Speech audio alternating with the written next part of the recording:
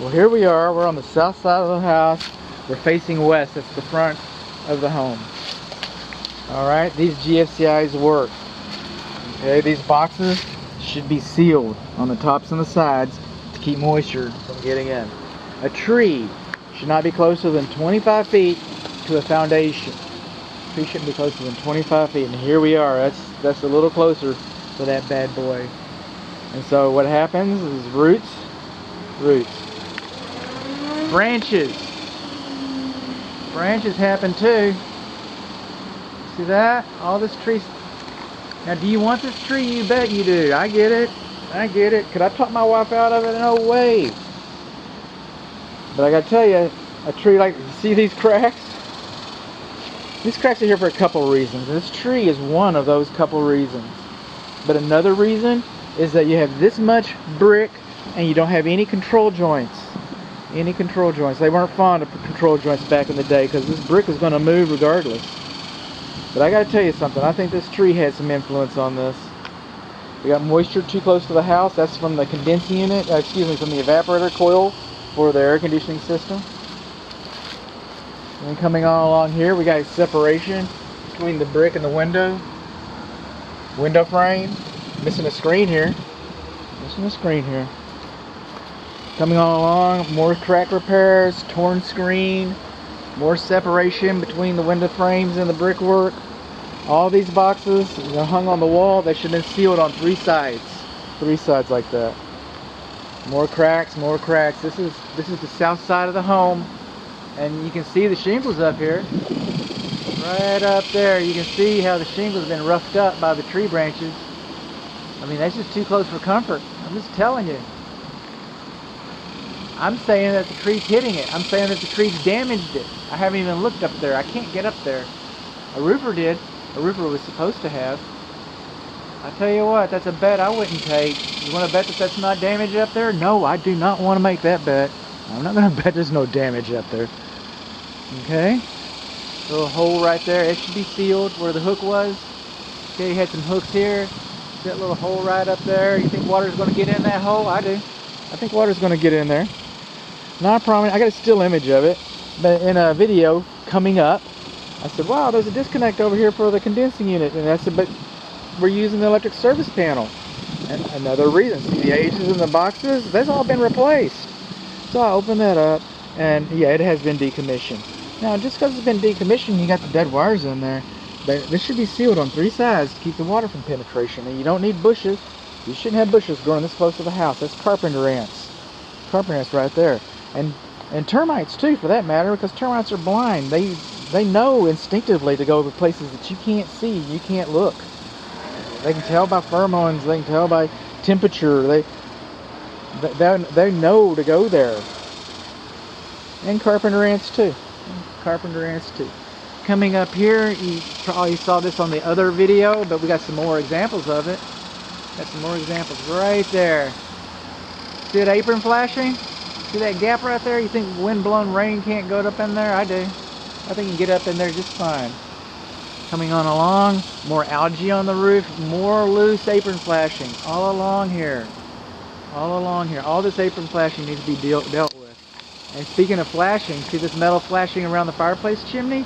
That's supposed to be bent in, tight, next to the brickwork, so that it can be sealed, so that wind-driven rain can't blow up in there. Do you think wind-driven rain can get up in there? I do.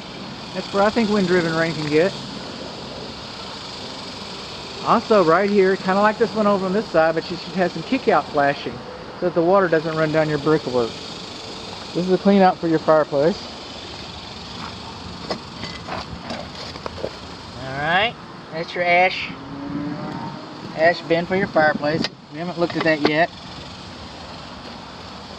Okay, see the old wood? See the new wood? This one's just been painted. See the old wood? See the new wood? They put new wood on top of old wood. You know what else they did with this wood? They painted it. They can't breathe. None of this can breathe. You're going to enjoy this. You're going to come out here, you're going to sit down on your new patio. I get that. Enjoy yourself a nice, craft cigar and drink a Maduro beer, and you know, you're gonna get some use out of it. You're gonna get some use out of it, but for a couple years, maybe not that long. Maybe not that long. Just know that this was not done right. It's not ventilated right. It wasn't prepped right. None of this was done right. See these steps like this right here? That's beyond the scope of this inspection. I don't inspect steps like this. All right, but I got to tell you, they are not dimensionally uniform. So when your grandparents come over, you know, gently take them by the arm and give them a tour of the property. The tour, you know, they won't come back probably. I hope they do. But, you know, tour around the property, but, you know, don't leave these steps to older people's own devices. In fact, if you got drunk friends, these steps might become a problem. They're not dimensionally uniform. See these steps over here? They're not dimensionally uniform. Not dimensionally uniform. We got a little bit of a horizontal crack, a vertical crack right here between this cut stonework. The dog doors. Oh, excuse me, it's not a dog door. I guess it is. But see all the insulation? See how it's torn up? That's because of the dog. Rain gutter below grade. This is the gas going into the house. We got another video about this. These are GFCI protected. Even though they're GFCI protected, they're not labeled. They're not labeled. Did I get power back to here? It won't surprise me. Not yet. I haven't found how to reset it. This water line right here needs to be supported. Alright. That's the only clean out that I've seen. And that's not the main clean out. We got a little stair step cracks between the brick and mortar underneath the window right there.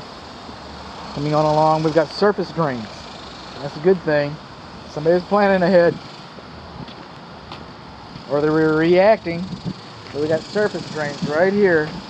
You have to take the water away from the home. This is a low spot. This is a low spot. Now up here, I don't know if you can see this really well. Let me try. Let me try not to fall over. Okay, this is a soffit. Alright? And we got a soffit up here, and we got the sun in our eyes. And as the soffit goes all the way to that corner, all of a sudden we don't have any more siding. All of a sudden we don't have any more siding right in there. Can you see that? And I had to trust me on that one. Satellite dishes should not be installed directly to the roof covering.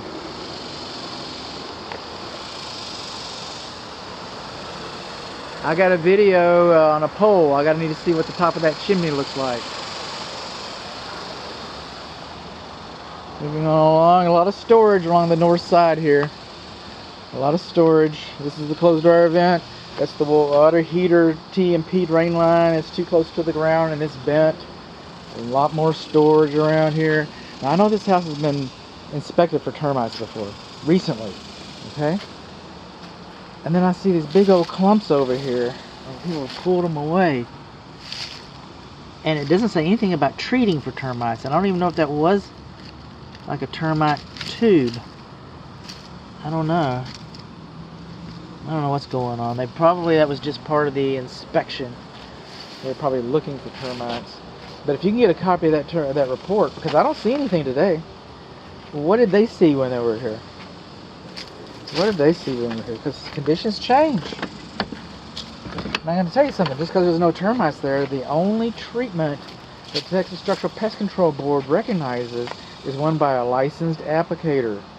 So if they did find termites here, I don't know that, and somebody treated it, but they weren't a licensed applicator, then the termites are going to come back. That's what they're going to do.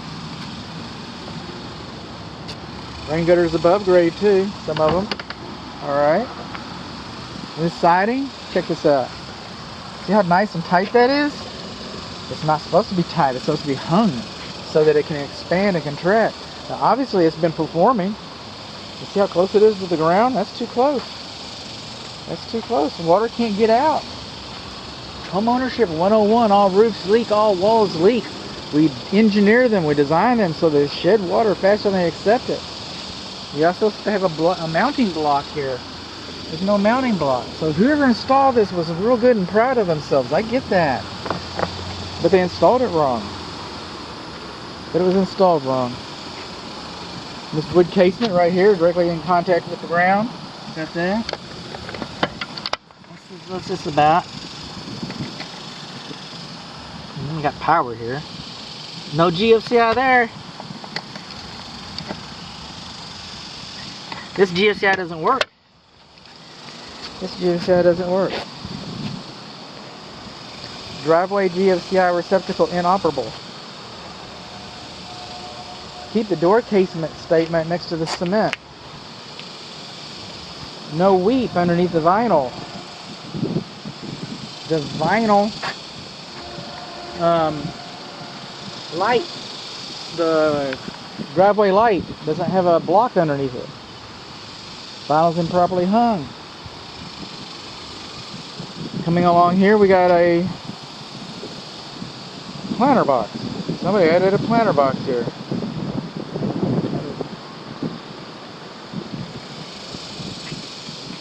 Foundation's this high. Let me put a pad down here.